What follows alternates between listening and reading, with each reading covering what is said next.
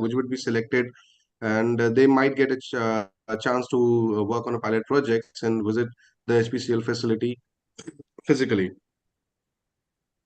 And moving on to the goal of this particular webinar, we are promoting this webinar to give understanding about the problem statement that HPCL is facing, and for that they are arranging this tech challenge to get out the solution. So there are the nine challenges. Those are business potential assessment of retail outlets, management of electric vehicle charging stations, completion and monitoring of safety audits of retail outlets, internal corrosion in piping, corrosion circuits in refineries, corrosion in insulated pipes of refineries, welding in fire hazard areas, MNR inspection of storage tanks, monitoring and training unskilled manpower in refineries, and other problems related to the refining and marketing of petroleum products.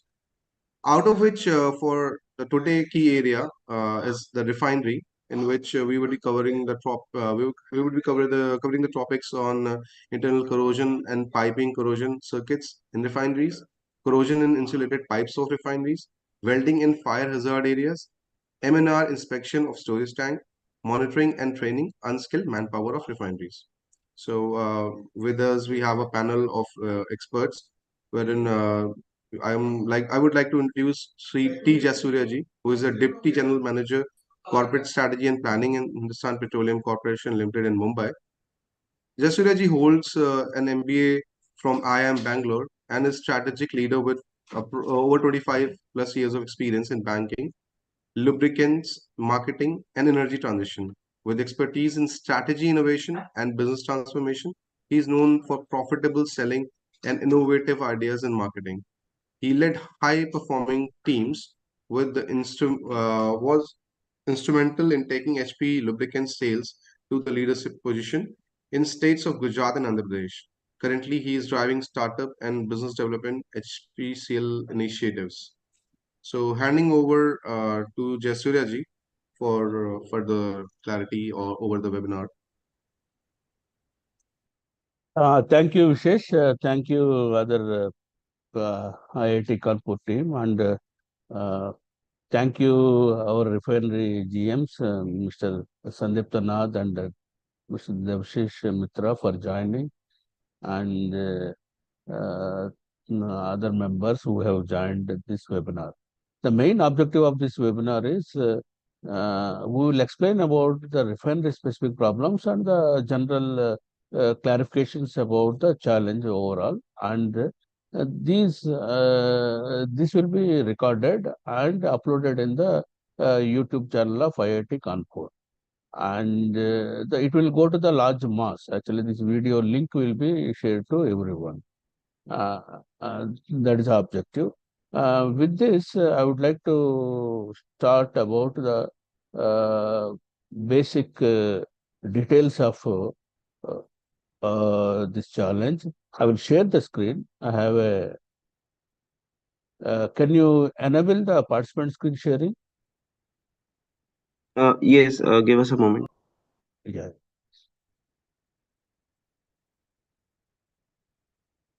As far as the HPCL startup initiative is called, it is called as HP Udgam, and this initiative started during the year 2017-18, and so far, what we do is this is as part of the Startup India mission announced by the Government of India, and so far during the last 5 years.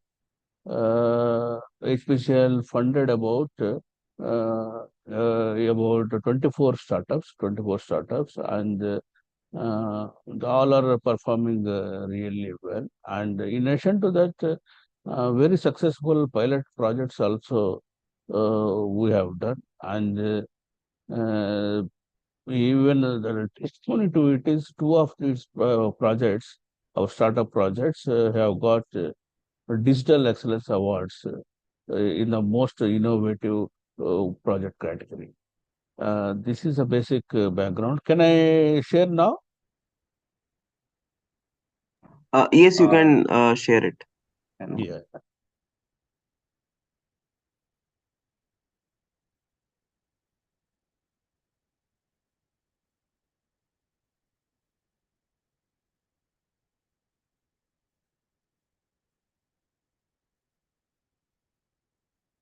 is my screen visible? Yes, sir. Okay, right. I spoke about HP Udgam initiative and basic focus areas of where we encourage the startups working in future mobility, clean tech, digital, energy transition, predominantly in these areas. And uh,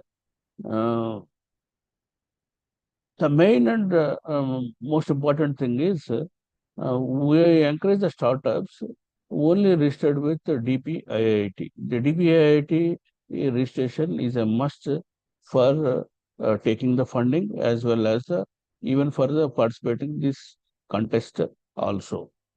And the solution, as far as challenge is concerned, solution has to be very innovative, either technologically or in the process which is being followed now. And it has to be very innovative. Then only they will be eligible for this. And this challenge, as I told, this is only to encourage the startups, but individuals can also participate. Individuals collaborate, but they need to collaborate with any known startup registered with DPIIT. Okay, but the main thing is, if at all they have been selected for the final physical round, a startup founder has to be present in the final round of the challenge. These are the basic details. I think there are many queries on that. That's why I thought I would include this point. What we started is we have identified some pain areas from refinery and retail SBU, and these pain areas we have described in a problem statement format, detailed problem statement, and what is the desired outcome? Refinery has given, this is my problem, this is the desired outcome. The desired outcome has to be in this line. And like that, we have identified 8 problems, pain areas, and 8 problem statements and desired outcomes. And one more also, there is an option given in the 9th one. If there is any startup, they feel that they have a solution to the one of the pain areas, which is not mentioned here. Maybe some other area, some other LPG, SBU, or operations or anywhere, which they might have given that solution to the other competitors also. But in HPCL is under the startup is damn sure that it is not being implemented in HPCL. In that case, they can also apply under the 9th problem statement category. We have developed a website. Exclusive website for the challenge, and that link and URL is also given in all the pamphlets. And we are promoting to various means. And last date for receipt of entries is 30th November, and all have to submit their entries in the template as per the template, PPT template we have given, and through that they have to apply to the website. And there will be 3 rounds of selection this process for the final round. So in the round 1, we will do online screening. If required, online pitching also would be there.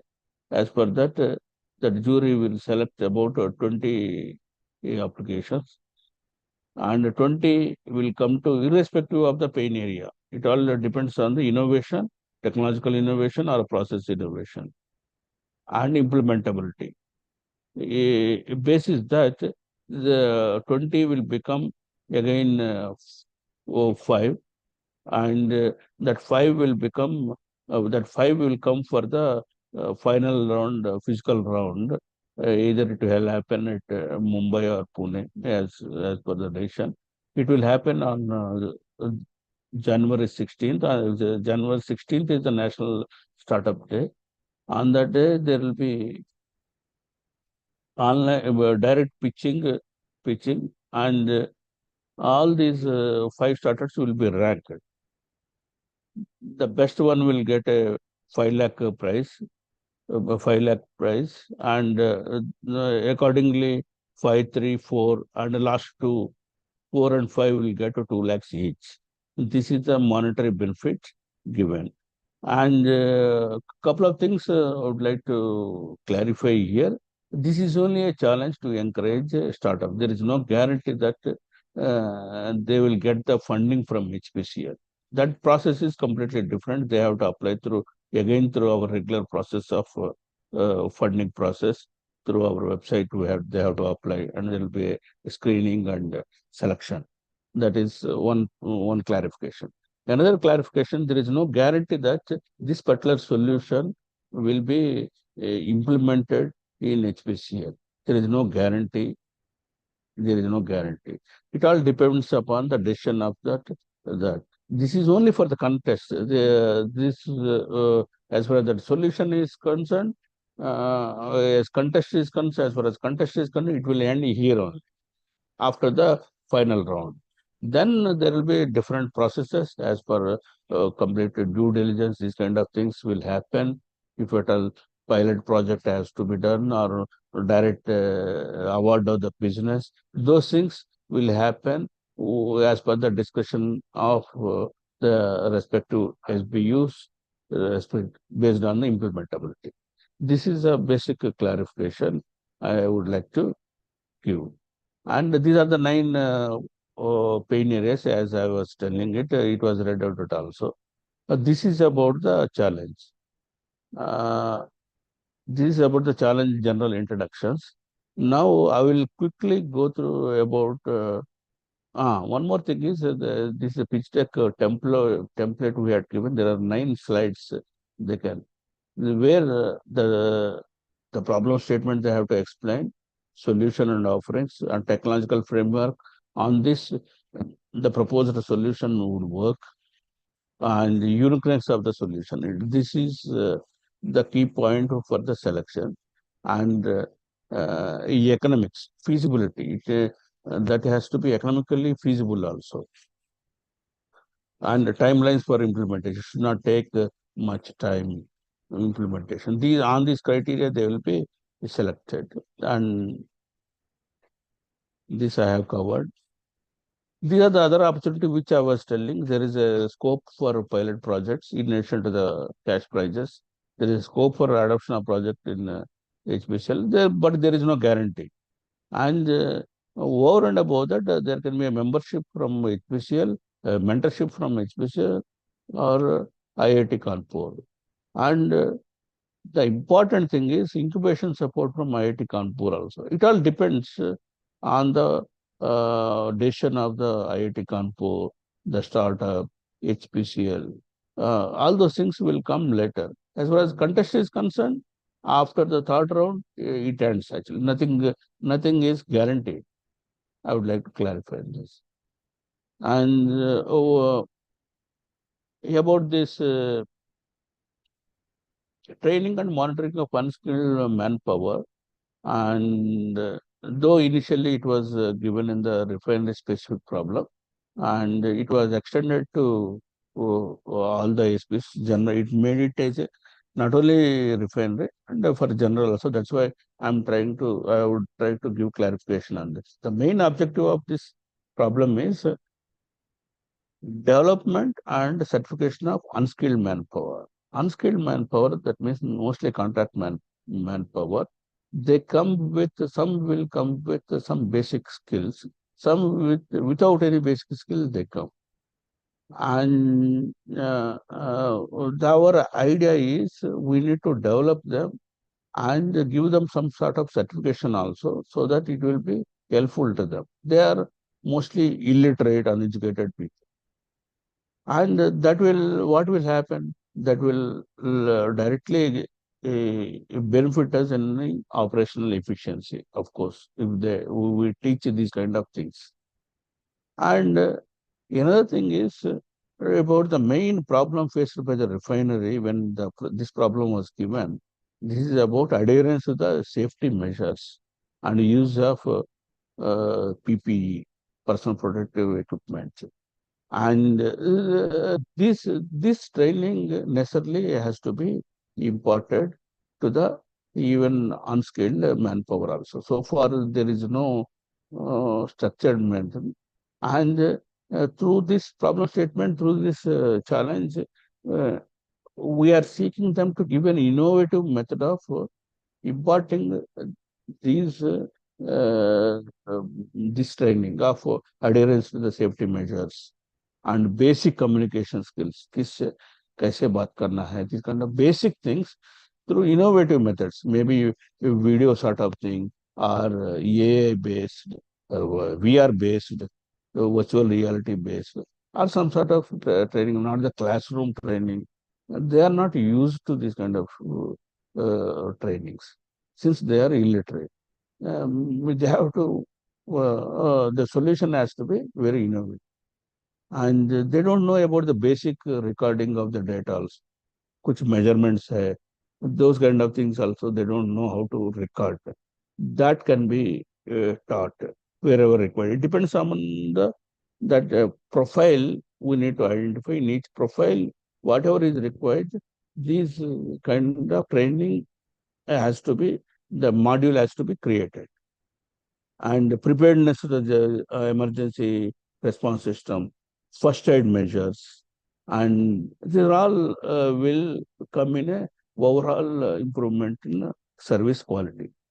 Basically, what is required is as an IT tool is required, where these training can be imparted. Training modules have to be created in innovative training methods, and over and above that, the basic problem pain area stated by the refinery, that is monitoring of safety violations by these people, and giving the safety alerts on violations. This entire tool has to encompass all these things. And additionally, we'll explore giving some sort of certification, vocation-based certification. Suppose electrician working with us who has no formal education, he can be given, if he is very good enough, we can give some certification that he is an electrician or carpenter or painter. That will help him, that will actually encourage his self-esteem, and he will be more confident with this certificate, and he will be more happy. That is a idea of our HR department. That's why we have improved this problem statement. It is confining to not only confining to the refinery, it encompasses all the departments. That's it about this, and now I request others, Mr. Sandipta Nath and Devashish, to take over and explain about each and every problem. Mitra, you'll start. Nath, I think the fire safety part, you take it, na? One thing is then I will complete it the full thing. Three items. Okay. I am unsharing it.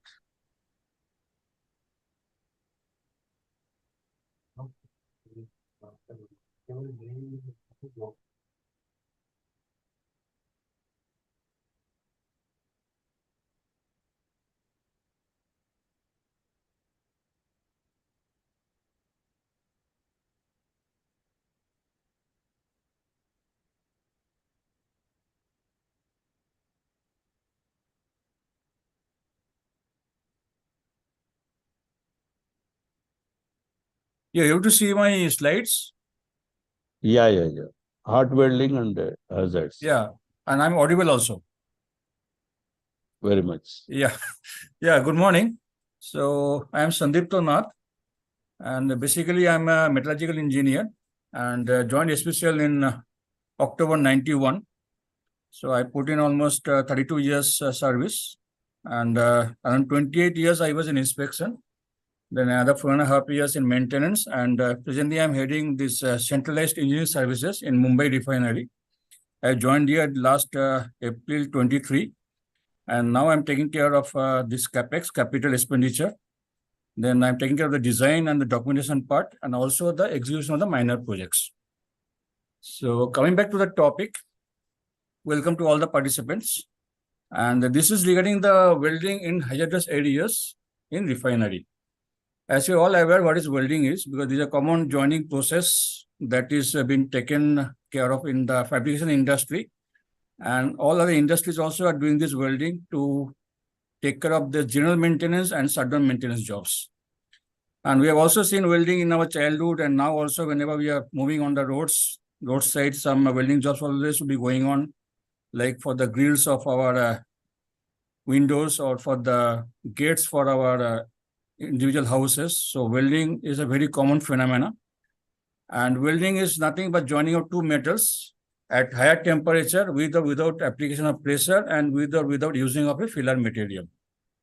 And we're also aware of the hazards of the welding. Whenever we see some welding taking place, normally we'll be hiding our eyes with the hands, or we'll be looking somewhere else and not look at the arc for the weld, because that will damage our eyes.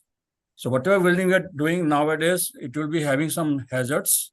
And I just listed 4, like exposure to the fumes of the welding by the welder and also those who are there in the vicinity of the welding.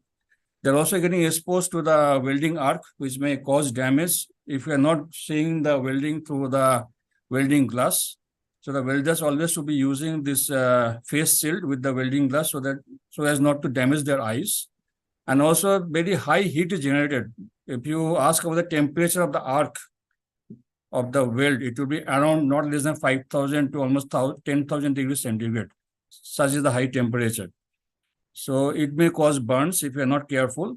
And of course, if the welding cables or the machine is having some problems, you may get an electrical shock also. So there are hazards of welding. And in the refinery also, the same hazards will be always present. And in addition to that, because in the refinery, we are processing this hydrocarbon, so there is every chance of some leak of hydrocarbon, and wherever the welding is taking place, this leak may cause some fire or explosion if it gets undetected. So always we have to take precautions while we are doing hot welding in our refinery.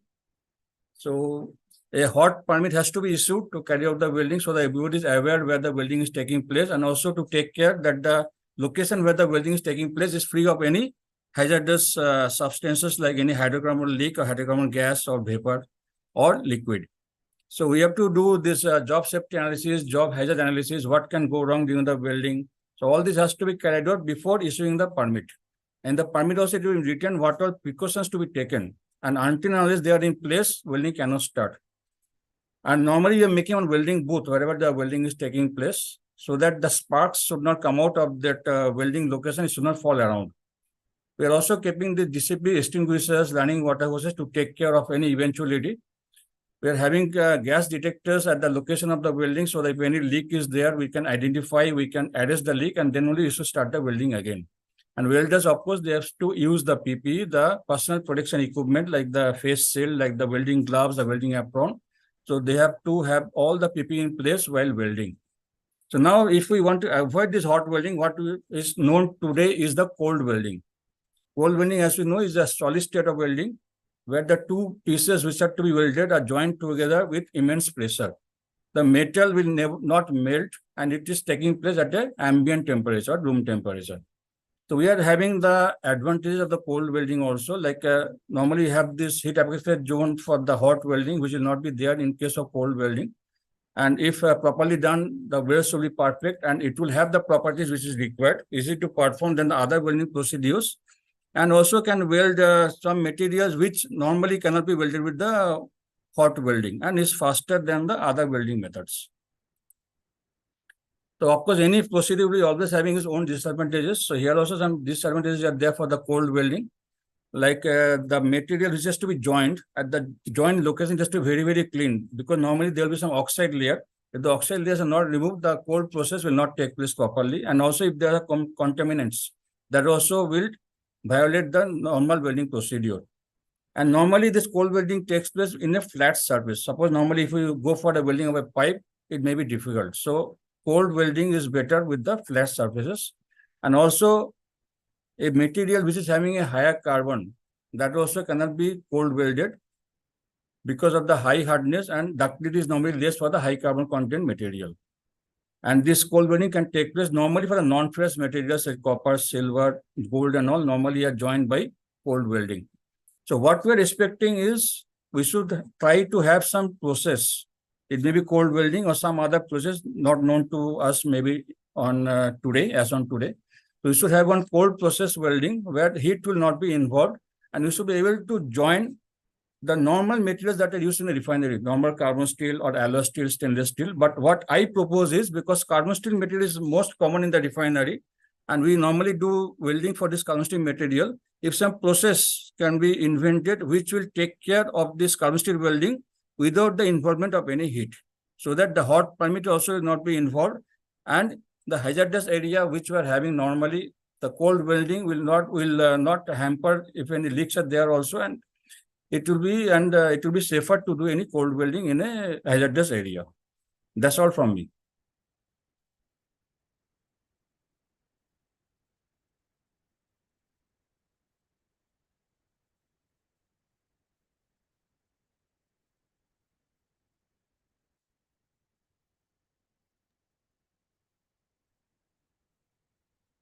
Nath, you are done? You Yeah. are through? Over. Okay, Jaishurya, if you would like to speak something, otherwise I'll take over. Just 1 second. Actually, this kind of cold welding is there in any other application other than refinery? Any other industry it is being practiced? Yeah, cold welding is being very popular among all industry, right? From shipping to storage to Okay. refinery to chemicals to petrochemicals. All cold welding is very highly popular. And this is there in the Okay. space industry also. Okay. All Only thing the is presence in India, manufacturing presence in India is very less. Okay. It is sort of a patent from abroad. Mostly it is being imported and packaged here. Okay. Because something to do with polymerization. This is something to do with the cold weld compounds are made something to do with polymerizing. Okay. So there is a lot of scope, as Mr. Nath was our head MES was telling, na? Okay. There is a lot of scope which IIT, these bright students, bright minds can look at. Yeah. actually, as on today, they are mainly used for non-ferrous metallurgy, but also we can use for the ferrous, what I told actually. Okay. Right.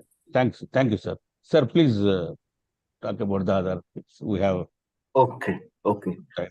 I'll just share my presentation. How to share?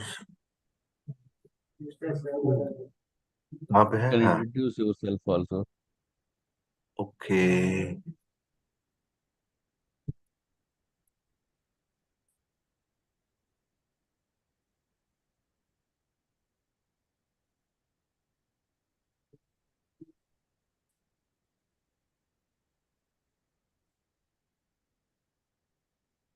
Yeah. Okay, Mr. Jaishurya. Yeah, we can see. Mr. Nath, we'll start. Just before starting, I will just very briefly, I will take not more than maybe 6 minutes, 7 minutes. Just before starting, I would like to present myself. I am Devashish Mitra and I'm heading inspection in Mumbai Refinery. So before I start, I would just like to be on board with our guests or maybe the host, one Vishesh Shukla and IIT Kanpur. May I know where are you coming from? Vishesh Shukla as well as IIT Kanpur, whoever is representing, so that I can speak in that platform. I will tell you, sir. Actually, this is IIT Kanpur. They have a cell called SIIC. Okay, sir. SIIC is a Startup Incubation Innovation Cell. Okay. And the HPCL Udgam, HP Udgam. HP Udgam is our startup initiative. Hmm. And we and SISC IITK have a collaboration to work on startup ecosystem. Okay. Okay, that is and this challenge jointly designed and being implemented by SISC, IIT Kanpur and HPCL. And Mr. Vishesh and other members who have joined are from SIIC. Okay. SIIC. Basically, they are all fourth year students, maybe. No, they are not students actually. That cell, they are working in that cell, SIIC. Okay. In addition to that, some other general students and their part of startups, some people have joined. Then what will happen is after this webinar, this recordings would be uploaded in their YouTube channel. Okay, that's great. Which will be accessible by many startups and the students community. Okay. So in short, we are the incubators. We incubate the new startups. We are Section 8 company funded by Government of India, wherein we under IIT Kanpur incubate the new technologies working under different sectors like your clean tech, green tech, agri tech, med tech, biotech, and we have a defense sector and IoT, AI, and cybersecurity. So these are the overall infrastructure that we have in IIT. We provide support to the new startups and new ideas, and we help them to become a proper funded company. Okay, Vishesh. Okay, thanks. I just thought. Okay, I will just start directly go to the topics where I will be speaking on. That is, first topic was internal corrosion in piping circuits in refinery. See, in the refinery, all of you would be knowing that in refinery, basically we refine petroleum crude.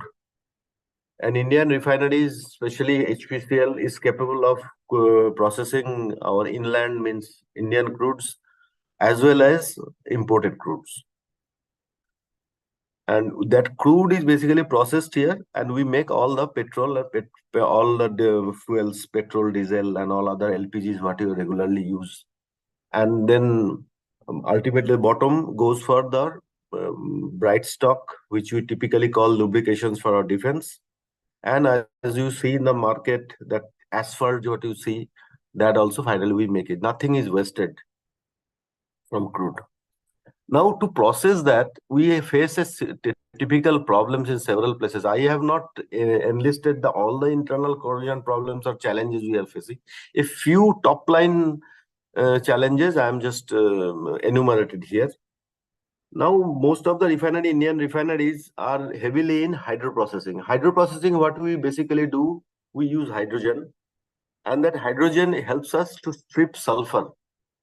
Because nowadays you will see we are going for more cleaner and cleaner fuel. In fact, if you see a diesel in a bottle or MS, I mean gasoline in a bottle, it is as clean as any other fuels. It is as low as sulfur percentage, as low as 10 ppm.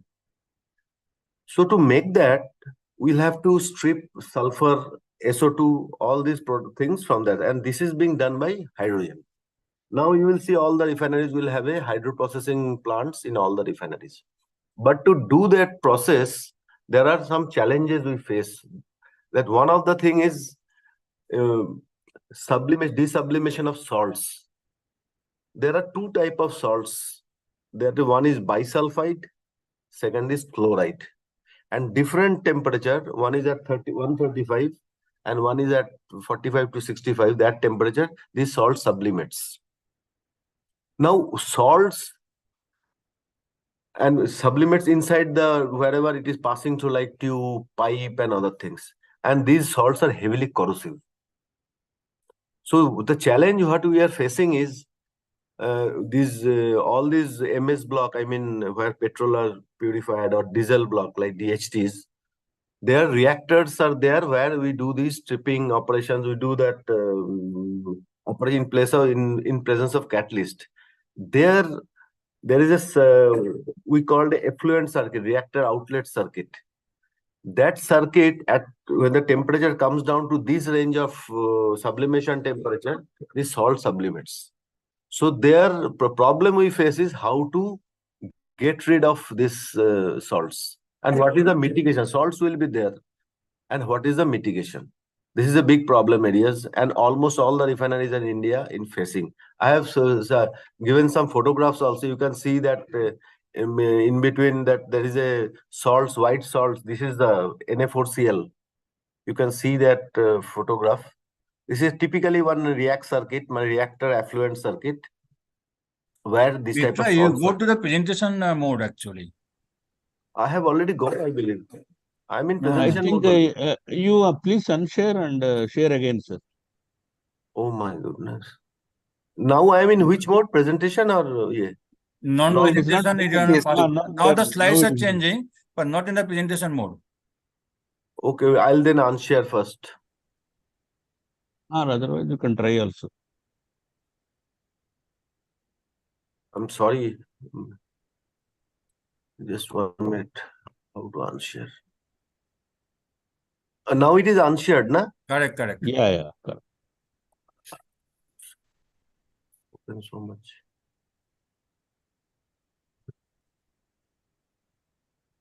Now it is in presentation or normal mode? Normal, not in the presentation mode. It's okay. Otherwise, Now is it in presentation mode? Yeah, yeah. correct. No. Yeah. Now it is there. Okay. Okay. Now.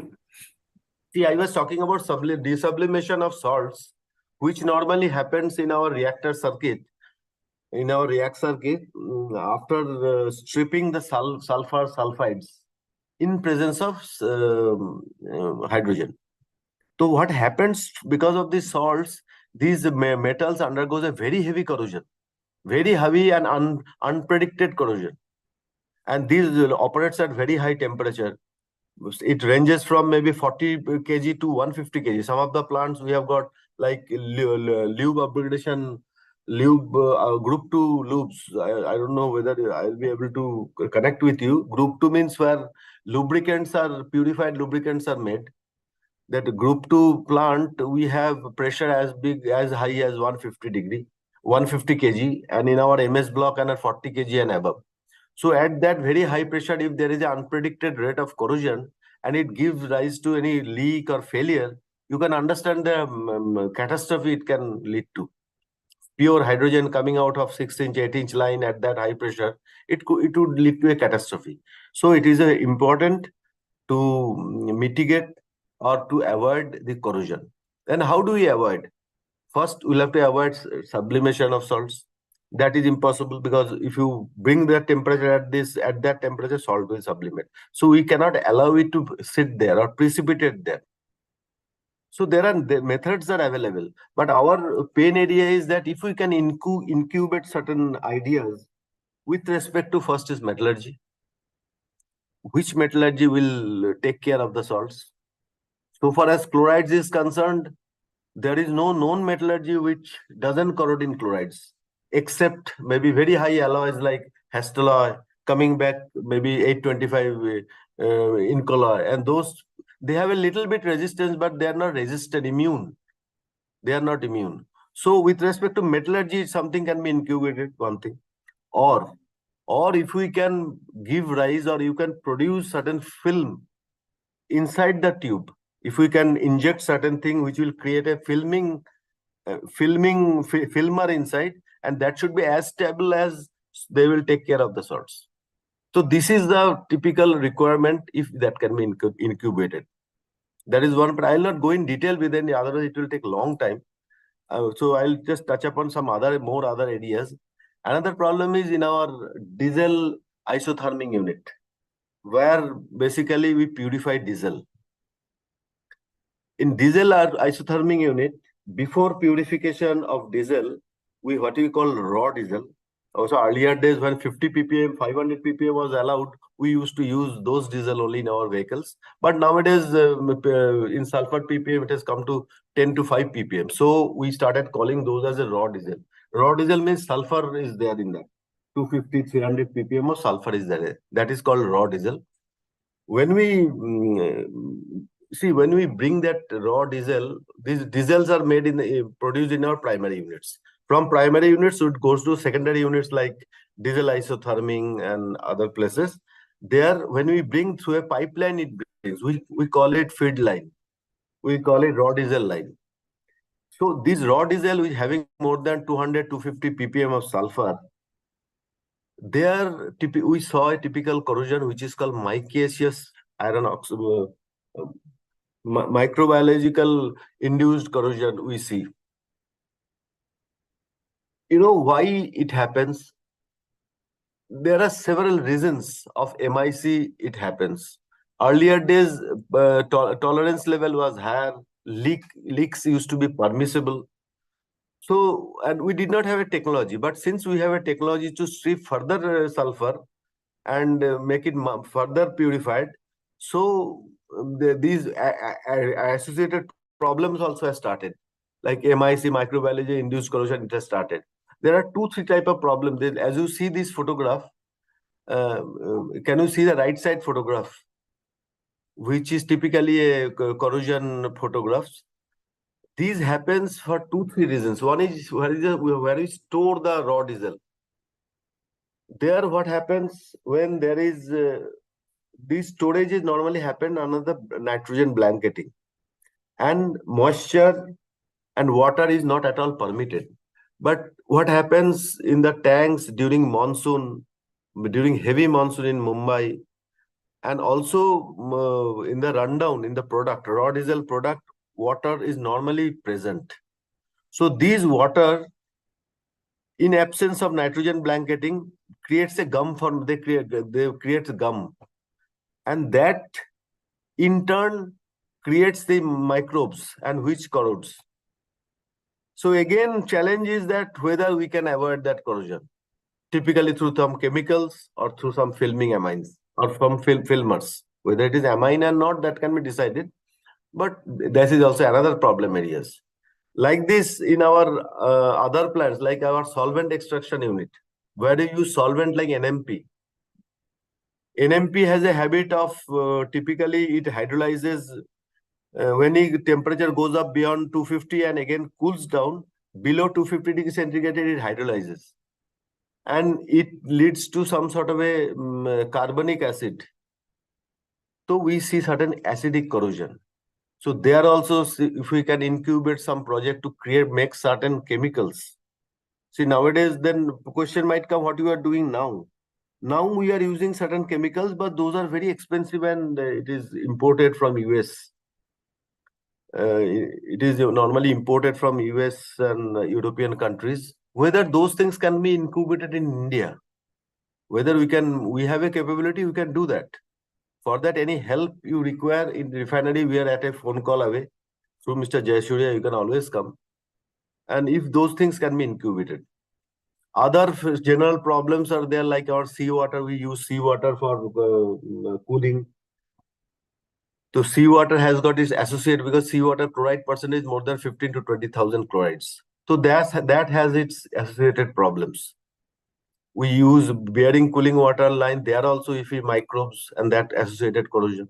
So these are the few internal corrosion areas I have enlisted. I have detailed on top 2. And maybe you can see top 3 or third also, solvent. These are the areas, if you can want to know the further information from us, especially with regard to morphology of damages or corrosion mechanisms or residence times to have a corrosion time, metallurgy presently being used. Those things we would share the data in detail in case you decide to incubate. So these are the first pain areas we have described. Now I'll go to the next pain areas. If anybody has any question, you can interrupt and ask. These are the next pain areas. There is a corrosion under insulation. Just 1 second. Actually, Yeah. this is a challenge open to the startups. Okay. Startups give solution. And as I was telling you, at the end of this challenge, about this entire thing will end as far as the challenge is concerned. Later on, implementability, or taking up any pilot projects. Those kind of based on implemented will be decided. Okay, okay, okay. ठीक है, I Yeah, understand. yeah, yeah. See, second pain area, the entire all the refineries, especially the coastal refineries like Mumbai, all the wherever sea coast is closed, the faces is coastal refinery is corrosion under insulation because refinery may large part, I could say around 65 to 75% of assets like vessels and as well as pipelines are covered with insulation. The two purpose it has, one is energy saving because energy cannot be wasted like this. So for that purpose, and second is personal safety. So we do insulation. But the insulation, there are a lot of now I'll come to that. This refinery operates as high as more than 1,000 degrees centigrade temperature. So to operate 1,000 degree to ambient temperature at various level, various stream operates at various temperatures. And it is our prime responsibility to save energy. To save energy, we have to insulate. But the associated problem with that, when there is a moisture ingress, and second thing, we have to keep the stream live. So there are steam tracers. Steam tracers, there could be a leak. So there are chances of moisture ingress. So those leads to corrosion under insulation. That's a big challenge for all refineries. Internationally also, this is a big challenge.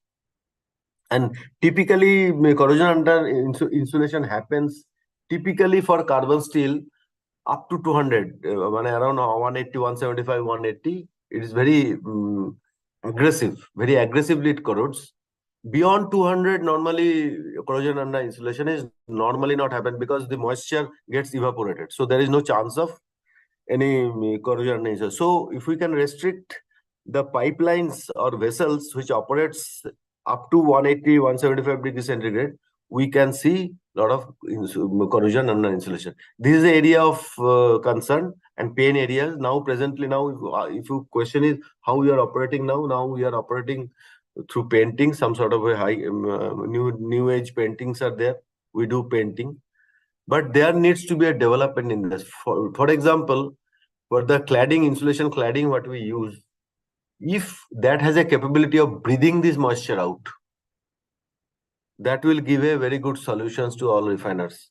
Because even if what class of paint you use, it has a time it lasts. Beyond that, it also starts failing. I have seen some pictorial how the corrosion under insulation happens. So this is a good project for incubation. I'll go to the third pain areas. Now I'll come to a few. There is third pain areas is tankage. How to reduce the downtime of tankages or tankage MNR, maintenance and repair. I'll tell you, tanks in Mumbai refinery alone, we have around close to 200 storage tankages, and the diameter is as high as 79, 80 meters. It's a large football ground, you can say. Slide has not changed actually. These are a few expectations. Okay. I'll just 1 minute. Where the slide gone? Just 1 minute, sir. I'll just. Yeah.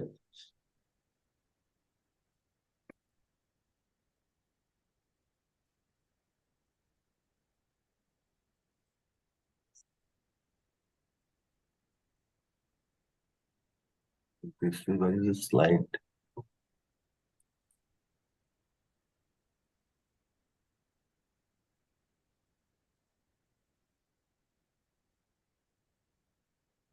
Okay. Okay, sir. I'll just.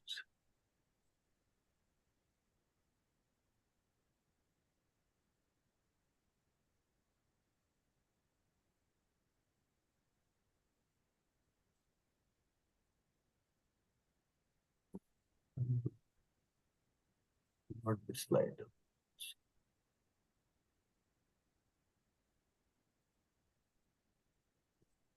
Where is the slide gone?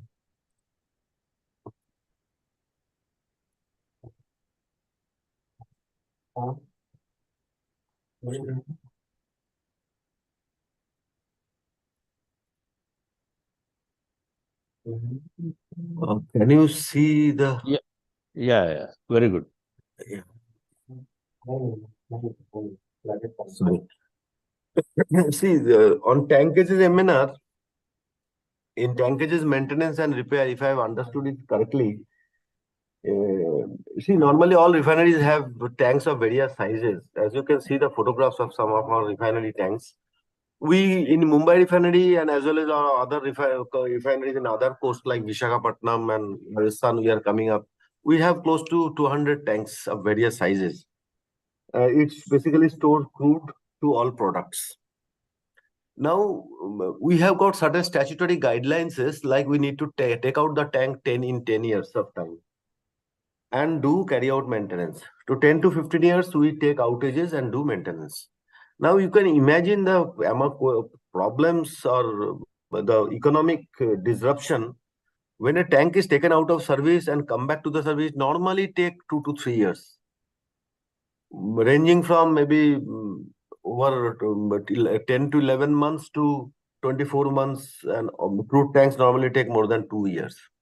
So it's a substantial period when you cannot store your petroleum product. So you can understand the loss, economic loss for a nation, when you will not be able to store your petroleum product. Virtually, this tank is not available to refinery. So you can understand the allege and the cost, economic cost towards it. It's a huge phenomenon. So with that perspective behind, we have started thinking of two factors. One is how to increase the life, service life. But there you are constrained by your statutes. That is 10 to 15 years, you have to shut it down. But of course, our management has given a target whether we can make it 25 years, operate a tank 25 years. And we had prepared certain standard work procedures that can be, of course, shared with you.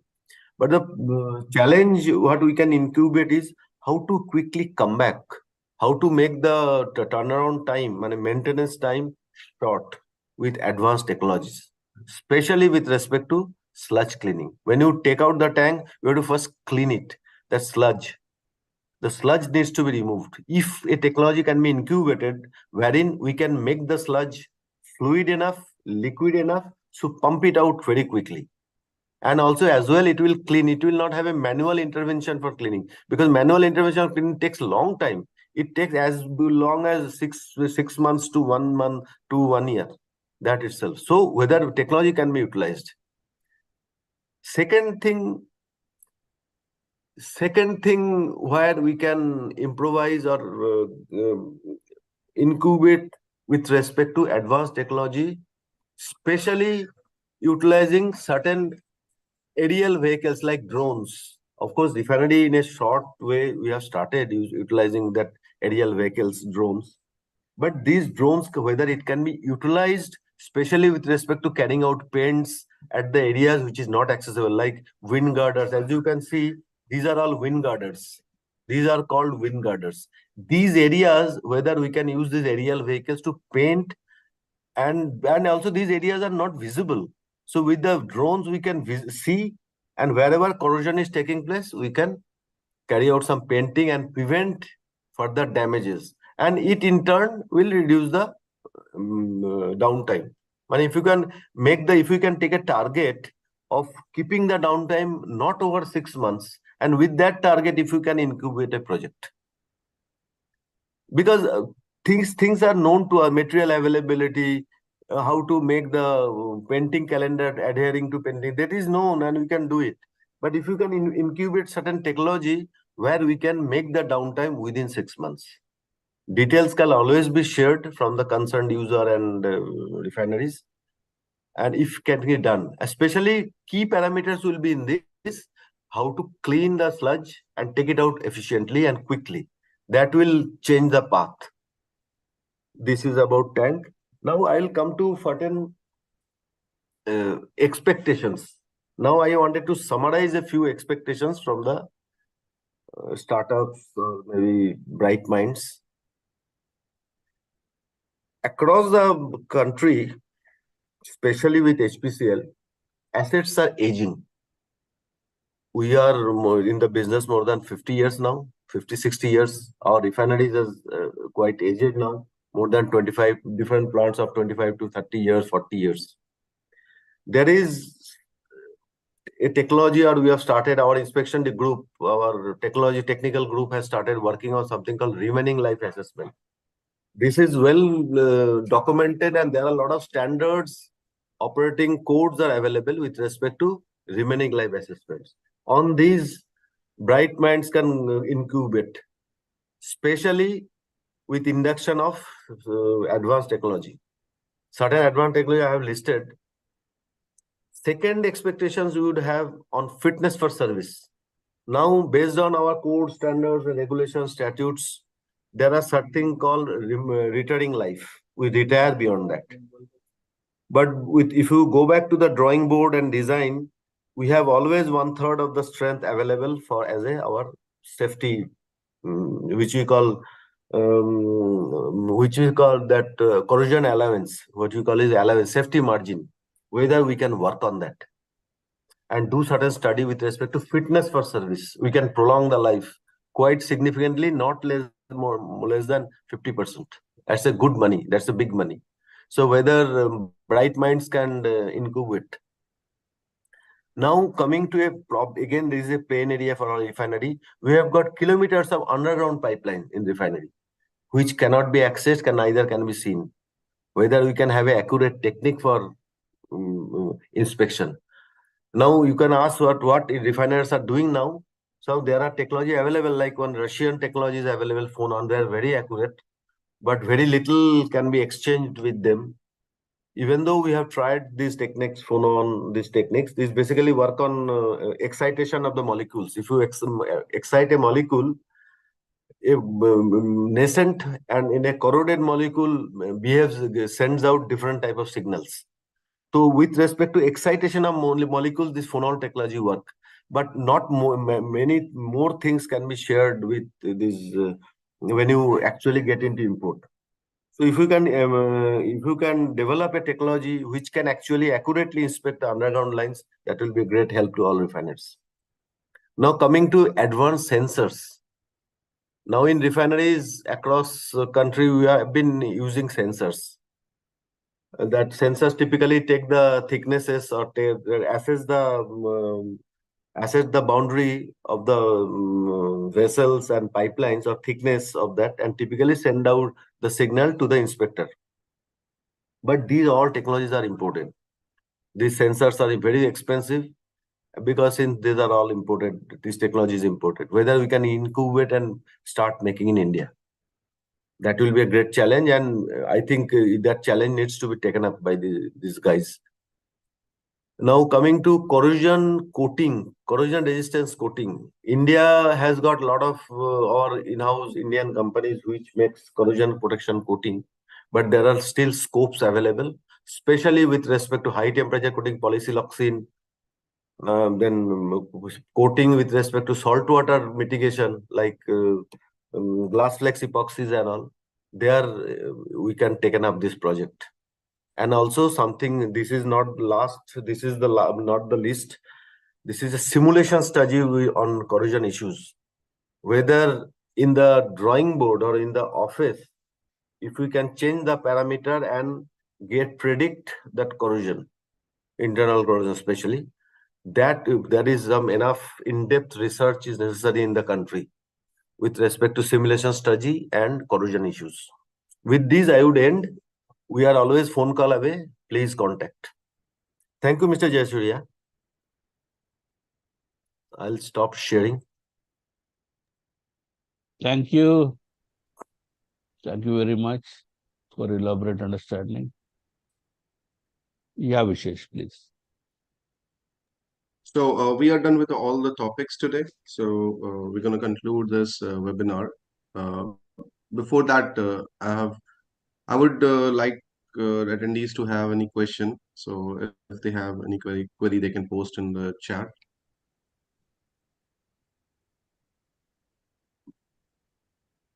No.